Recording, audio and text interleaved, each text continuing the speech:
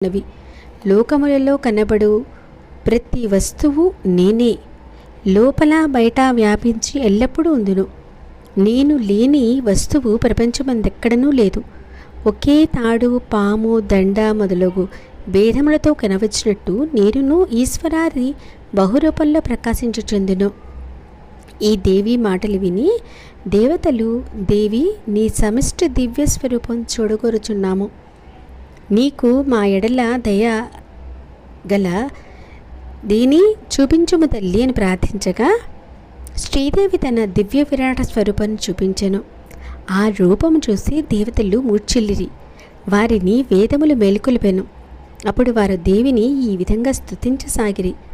ఆనందాశ్రువులతో గళము త్రోటుపాటు చెందగా తడబడుచు, ఓ తల్లి, మా తప్పులు క్షమించుము, మమ్ము కాపాడుము, మేము నీ బిడ్డలము. ఓ దేవి